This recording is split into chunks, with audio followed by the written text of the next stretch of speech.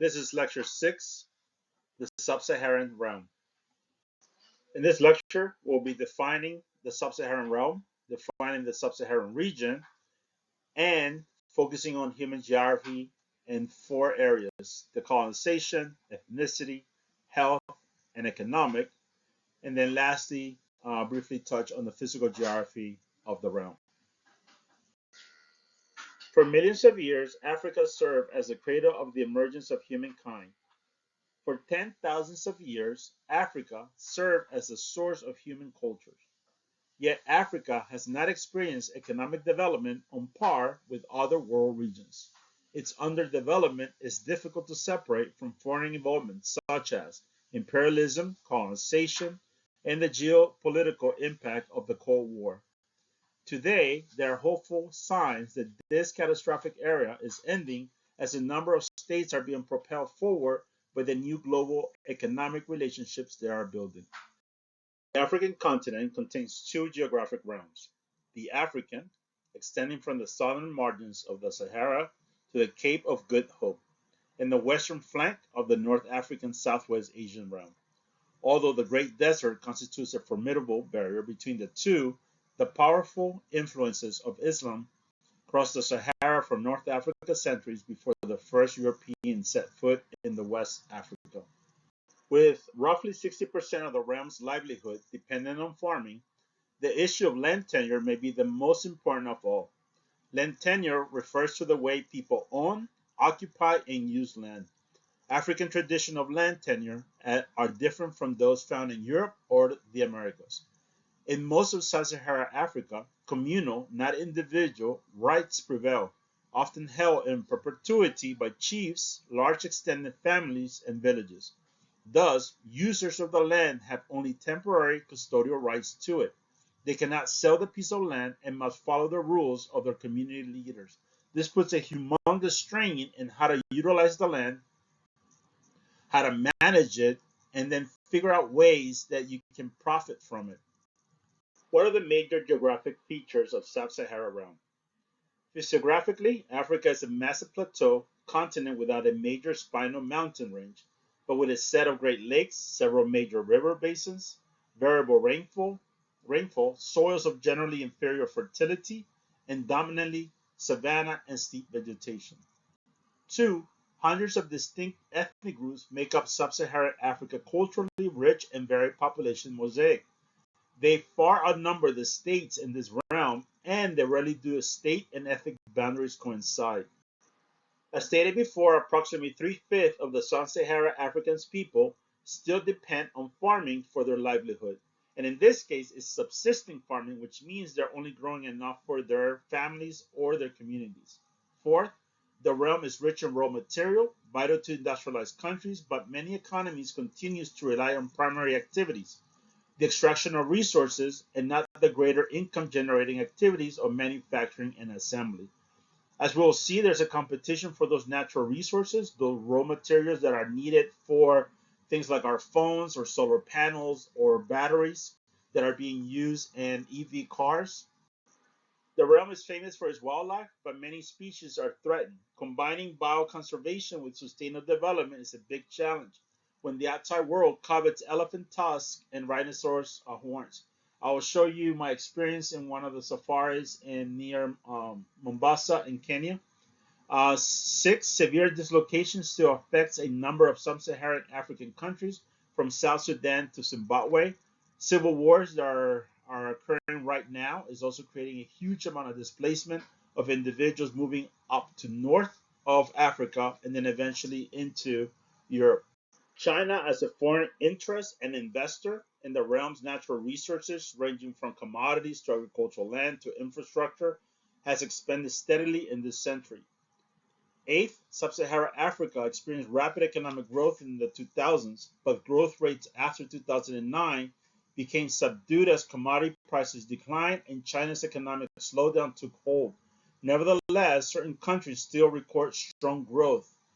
South Africa is one of those, and Nigeria will also continue to have high economic growth. Let's take a look at the Sub-Saharan regions. Africa is so massive, compact, and continuous that any attempt to justify a contemporary regional breakdown is fraught with difficulties. Nevertheless, on the basis of environmental distribution, ethnic patterns, cultural landscapes, distance and proximity, historic cultural hearts, and other spatial data, we identify a four-region structure. By focusing on the content of the framework, however, we should not overlook a fifth region that straddles the broad divide between sub-Saharan Africa and North Africa.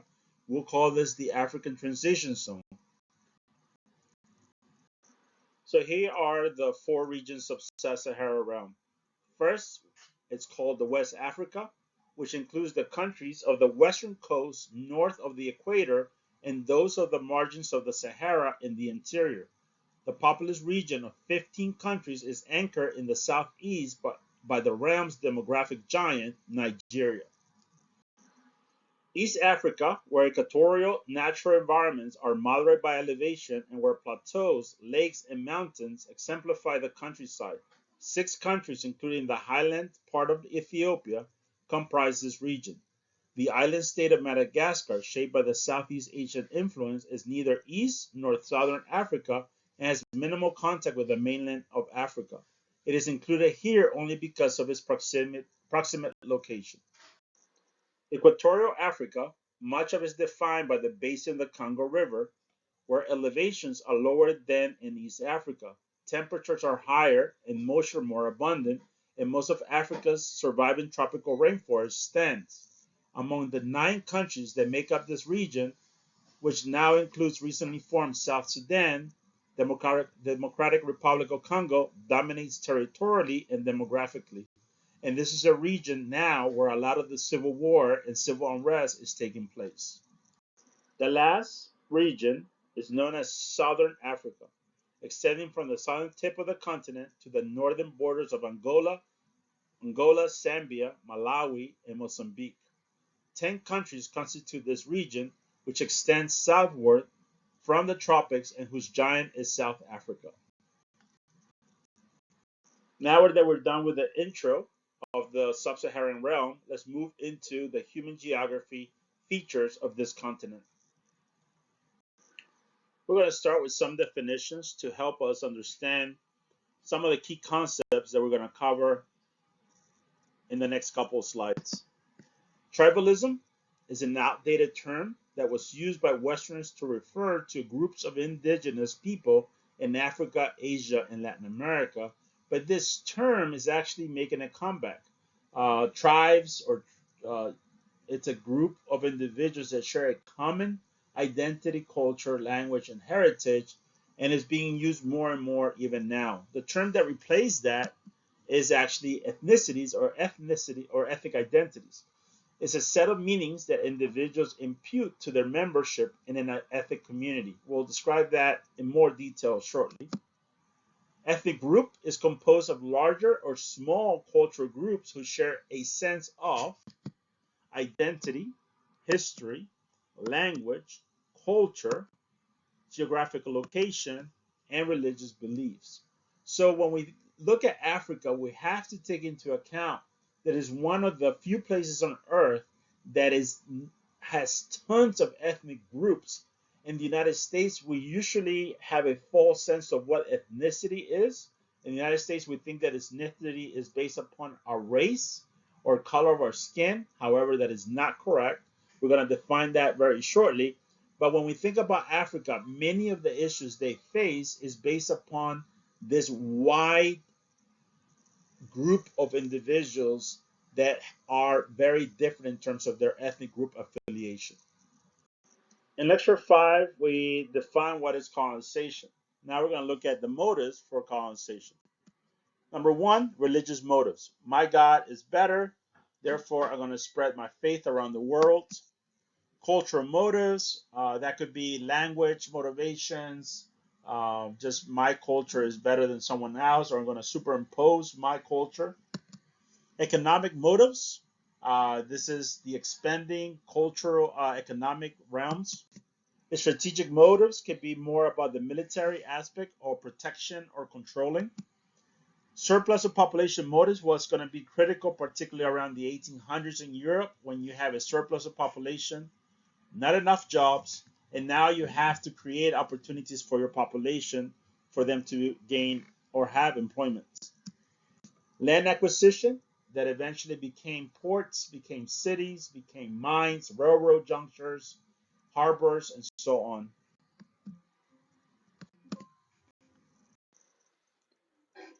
Let's examine a little bit about slavery and colonization as a result of the Atlantic Slave Triangle, which we also introduced in the previous lecture. Europeans did not invent slavery. Previous civilizations such as the Romans, Aztecs, the Greeks, and others practiced slavery. Modern slavery originated in medieval Islamic societies. Arabs and Persians invented the long-distance slave trade that transported millions of sub-Saharan captives stretching from Islamic Spain to India. From 1526 to 1870, anywhere from 10 to 50 million men, women, and children were forced to participate in the African diaspora. Economic commodity, slaves were the major export from the west coast of Africa between 1600 and 1700 to the Americas. British and Portuguese each shipped about 2 million slaves to Western Hemisphere, with most of the slaves going to the Caribbean and Brazil to work in the sugar plantations.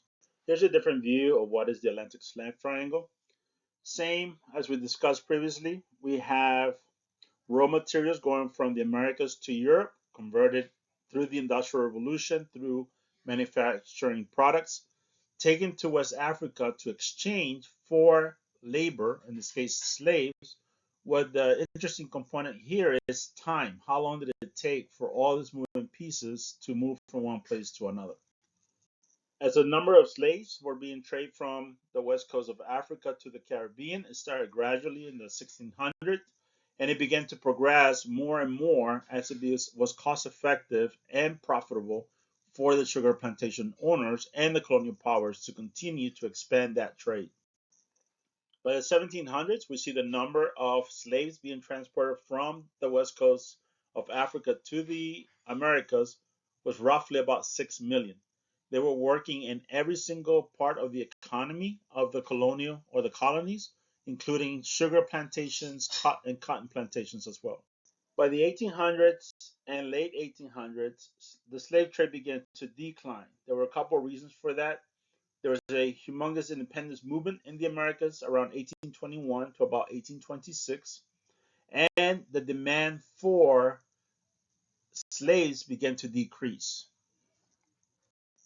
Here's a map that looks at the different players in the Atlantic Slave Triangle, as well as the number of individuals that were forced to migrate against their will from Africa to the Americas. Here we see a more global scale and global impact of the slaves triangle. We see that not only how slaves are being taken to the Americas, but then we also see the extraction of mining from gold and silver that both indigenous population as well as slaves were being extracting, taking that money to Europe and then moving all across to Asia for the Silk Route, whether that was opium or silks or spices. We're going to introduce a new concept. It's known as the Berlin Conference. This is going to be very critical to the future boundaries and division of Africa. When and where was it held? The conference was held in Berlin from October 1884 to February 1885. What was the purpose? The purpose of the conference was to discuss the future boundaries of Africa, furthermore, to prevent war among themselves and to protect their interests, and to increase their expanding land power and acquisition of land around the world. Who was invited and who benefited? And this is extremely critical. All important European powers were invited, but no African representation. The British, the French, the Germans, the Italians, the Portuguese, the Belgians, the Dutch, and the Spanish all had a seat at the table. The reason why the United States was not there was because they were focusing on Latin America and their expanding and their acquisition of territory. I did discuss the division and the future boundaries of this new colonial superimposed boundaries, they did not take into account the tribal or ethnic boundaries that already existed. Tribal boundaries were completely ignored by the European colonial powers. The result of that was significant ethnic diversity in nearly all African countries, and that legacy continues today. A lot of the conflict that we see in Africa relates to the fact that many of these ethnic groups were put together to collaborate and to create a country when they, for centuries, were completely different people or did not get along, or in many cases, were forced to compete one another for resources and power. What were the rules of agreement and engagement during the Berlin Conference? Number one, notice must be given before claiming a territory. Effective occupation of a territory was ground for legitimate claim. In essence, if you claim a territory, whether you discover or created a village, that was enough to claim large vast of land. Any dispute between European powers must be settled by an arbitration, and this was the notion to eliminate conflict and war among the colonial powers for allow them to continue to expand their territories. What were the results of the conference? Africa, even today, is artificially divided. Created border claims and border disputes known as irredentisms. So the notion of where the boundaries or the borders are, that has led to severe conflict and civil war. It provided Europeans the power. It provided the European powers the raw material to support the Industrial Revolution, as we saw in Lecture 5. This continual flow of natural resources and raw materials to Europe facilitated the growth of the manufacturing and the Industrial Revolution in Europe.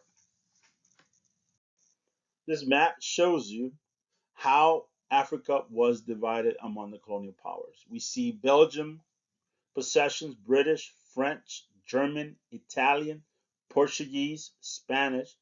All of those territories eventually would change hands after World War One and then change hands again in World War II. For the people living there, that meant learning in some cases multiple language, being under different control by the European powers. That created different systems and structures and oppression.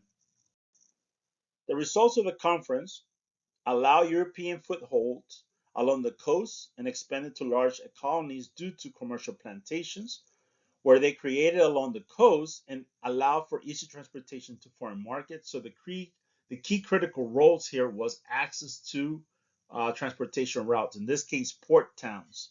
Later, railroads penetrated the interior of the continent to superior lands and to mineral deposits.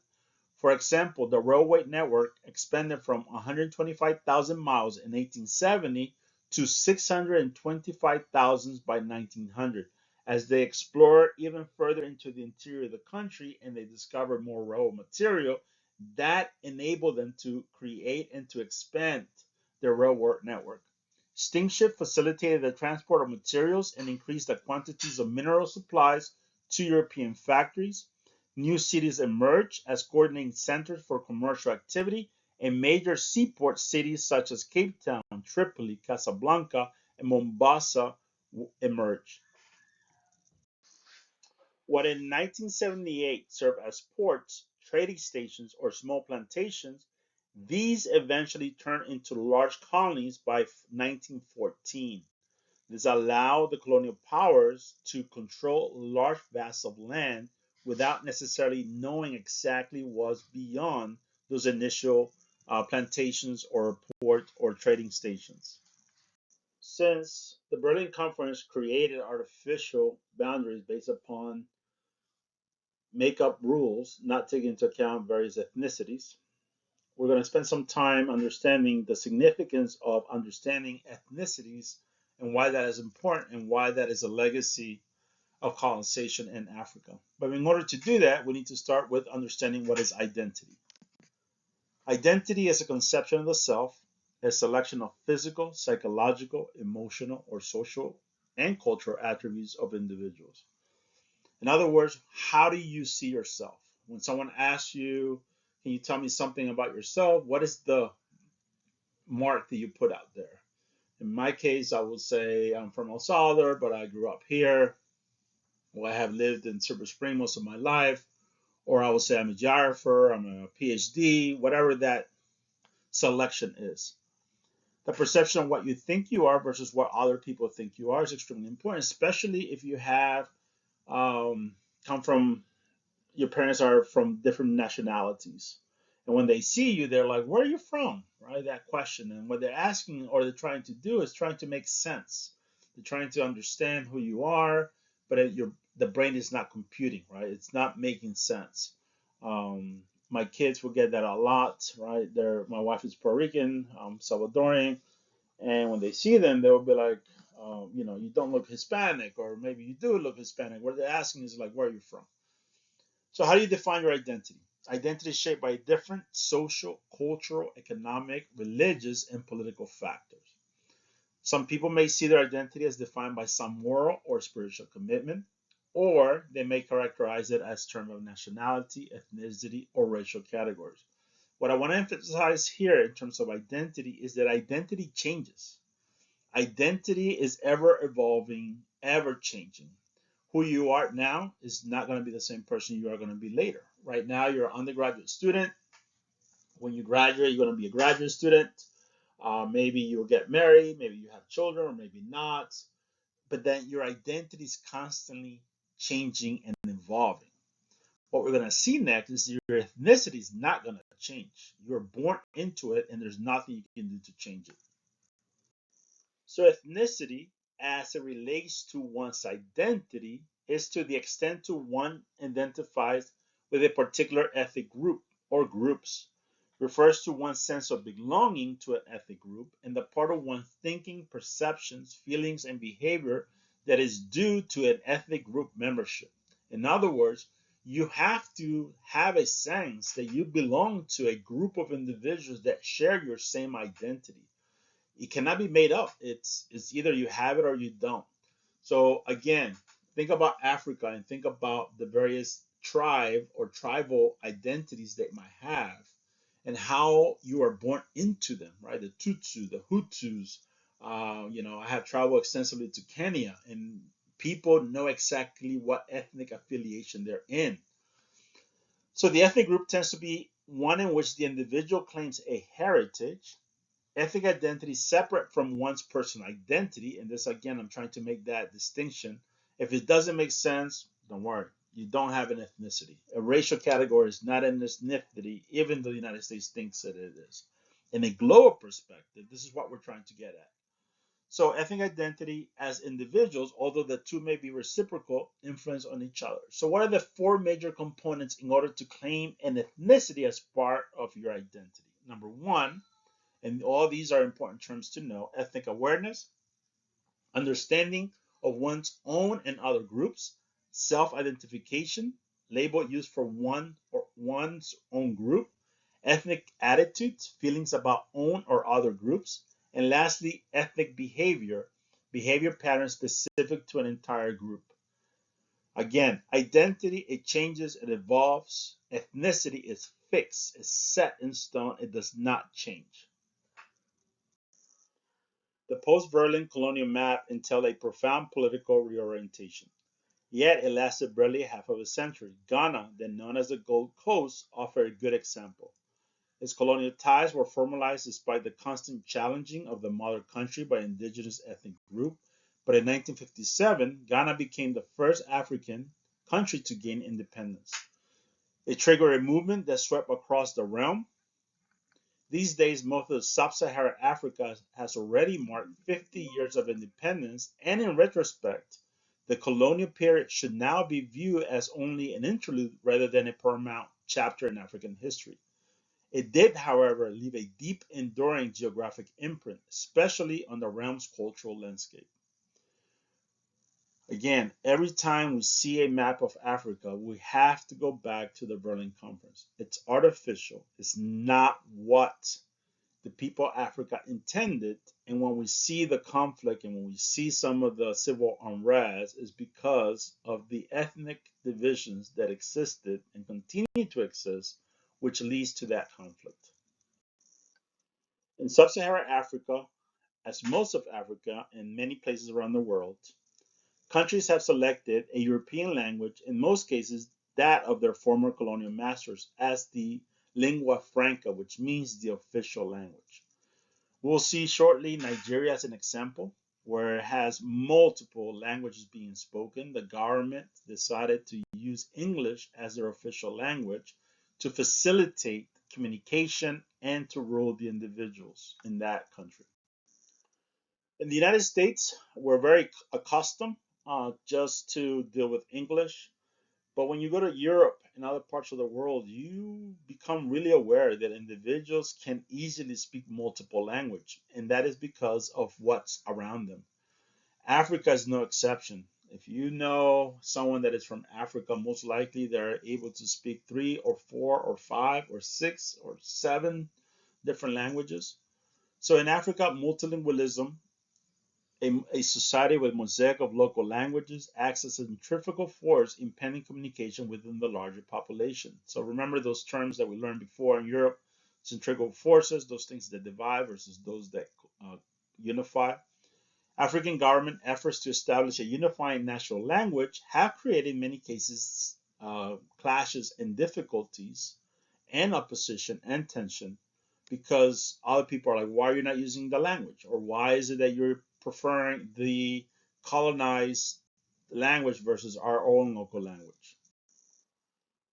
Imagine living in a place where you're surrounded by multiple language and multiple dialects.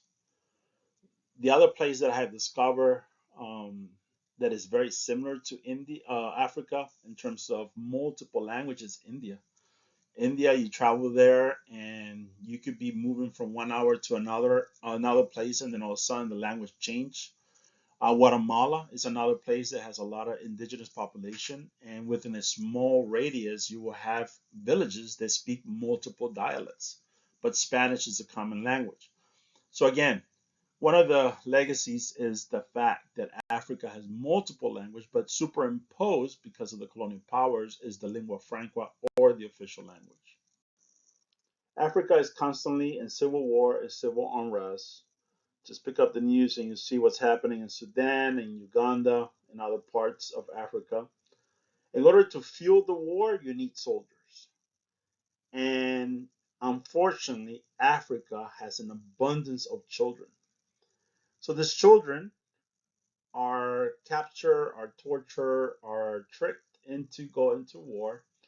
And the term that has been given to these children is child soldiers. We're going to learn a little bit more about them and some of the cases and some of the issues that happen when you utilize child soldiers for war. So during the 1980s, my country, El Salvador, used child soldiers. There's actually movies about that. I think it's one of the movies called Innocent Voices that won a couple awards internationally. So how are these children recruited? Under current international law, children can be recruited and deployed to fight from the age of 15. They are either recruited, offered food or money, or kidnapped by government forces or opposition forces. They are given no more than 2 to 3 weeks of training prior to being posted for combat. To prevent them from deserting, children are taken to the home villages and are forced to kill one of their relatives. If you ever want to watch a movie, one of my favorite movies is Blood Diamond by DiCaprio. You see some of this visually aspects of why do you take a child back to the villages, and the aspect in the nutshell is because of honor. If you kill someone in your village, then you can never go back. And there's many levels to this. If someone's a young woman is raped um, by someone from another village or another ethnic group, they can also never go back. So it's very difficult, right? You're using individuals or you're using children that can be easily manipulated. There's other movies that you can kind of see that depicted in terms of how child soldiers, but again, if you have a chance to look at Blood Diamond, I highly suggest you watch it. It's one of my favorite movies of all time for various reasons, not just they're looking at the diamond trade, the legal trade of diamonds around the world, and everything that goes with that as well, thereby ostracizing the child permanently from its home and their family. Older soldiers use beating, torture, drugs, and rape, even to control boys and girl soldiers. So this picture here below, this is a child soldier of my country back in the 1980s. Myanmar and other parts of the world use child soldiers. It's not just in Africa exclusively, but in Africa is where most of this um, pattern is being used in terms of utilizing child soldiers for war. This dates or this stats might be out of date, but again, what I'm just trying to show is the numbers, the frequency of child soldiers in Africa. Just in Africa alone, it's estimated that about 120,000 children are currently fighting. The number can go up or down depending on the circumstances. Places that have used child soldiers in the past have been Angola, Rwanda, Burundi, Nigeria, Liberia, Sudan, Uganda, currently. As we begin to understand more why ethnic conflict occurs or why is it so frequent in Africa, let's examine Nigeria as a case study for why does ethnic conflict occur. Ethnicity, right? The term that we just utilized. Nigeria is the most ethnically complex country in the world with more than 300 ethnic groups. The four main ethnic groups are the Hausa, which is 21%, Yoruba, 21%, Igbo, 18%, and the Fulani, 11%. If you're Nigerian, you're probably laughing at how I pronounce those ethnic groups. Geographically, the Hausa and the Fulani are in the north, the Yoruba are concentrated in the west, and the Igbo are in the east. So one of the issues, there's no majority. You have very four strong groups. And again, if you're not from Nigeria, if you're not from Africa, you don't truly understand the meaning of ethnicity, right? It's something that you grow up in it, you are born into it, you die into it. It's not like you choose not to be part of that ethnic group. Nigeria has over 100 million people.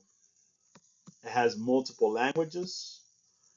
English is the official language. Politically, the Hausas have ruled the country for most of its history. They have controlled the military regime, but because they have controlled it, there's levels of corruption, oppression, conflict where the other ethnic groups want power. There's also uh, lots of mineral wealth and petroleum as well. So who controls that is extremely important. So this gives you an idea about the complexity of Africa as it relates to ethnicity. So greed, who controls it, the natural resources is extremely vital, both to the resource, to the wealth, but also to the conflict in Nigeria.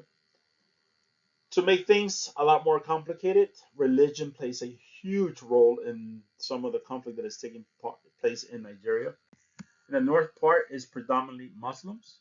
In the southern and eastern regions is mostly Christian. So not only you have multiple ethnicities, multiple languages, not one dominant ethnic group, and to add more to it, you have religion playing a key role. So some of these examples are older, but again, I can just substitute March 10th for 2020 or 2030 or 2040. It'll still be the same. Constantly, there's news about Christians and Muslims killing one another or burning of churches, burning of this, and that just fuels some of the ethnic conflict. Many of this conflict are just locally, but at any given time, that conflict and that tension can spread to the entire country and to the entire region. This map highlights many of the things I'm trying to talk about, the difference between ethnicity and identity. We don't truly understand or live in a country that fully understands ethnicities and some of the complexity that goes with it.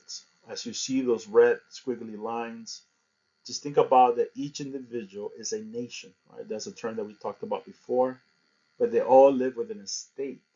And some of those groups of individuals have been forced to collaborate with one another or pin to fight one another as well in terms of competition, survival, and again, right, greed and corruption is also part of this. If you find natural resources and if you're not the ethnic group that discovered it, you want it and you're going to take it away from it. So extremely complicated. You add religion to the north of the sub-Sahara, adds more complexity to it. We're going to learn two terms that are going to be important for us. Something that I can test you on. I mean, I can test you on a lot of things, but these are key terms that are important. So if you're under colonial authority or control, there were two types of rules of system. Okay? The first one is known as the British rule. If you were British and you were being controlled by the British Empire, and if you were Ghana, Nigeria, Sierra Leone, or Uganda, you practice or they practice something called indirect rule system of governance. What was it? Politically, laws were made by European colonists but used traditional authorities to enforce them. In other words, whatever structure was already there, the British used that to control the masses. However, British were removed from day-to-day operation. In other words, they were macro managed, right? They were not necessarily involved in day-to-day decisions. They were removed from the day-to-day operations, and they enforced their laws through the local systems, and that was extremely important. They emphasize law and order. If you got out of hand, they will come in and kill or control it by any means. Economically, all of them are the same. They were there to exploit the people. They were exploit the land. They were extract the natural resources. Socially, little revenue is spent on social services. They spread Christianity in non-Islamic areas, and even in Islamic areas, they spread it. The other one is known as direct rule. Right? So there's two types of systems. If you were French, Portuguese, German, or Belgium, they practice what is known as direct rule. So the economic is the same, the social is the same. Where it changes is in the political structure. Here, laws are created and enforced by the European colonists, even at the local level. In other words, they chop off the head of whatever structure was there and they replace themselves, the colonial or the colonists, put themselves in order. They use something called divide and rule tactics, which means they prefer one group or one ethnic group versus the other, and that created competition, that created resentment. When the Europeans left, like in the case of Rwanda, the individuals that were benefited from this system for decades, and the Rwandans or the Belgians left, the ethnic group that was under control rose and began to kill the ethnic group that was in control for many decades. In summary, Africa has been divided in many ways, and it continues to be divided in many ways. It has been divided by race, by ethnicity, by religion, by artificial or enforced geographical boundaries, socioeconomic class, by language, colonial history, whether you were direct or indirect.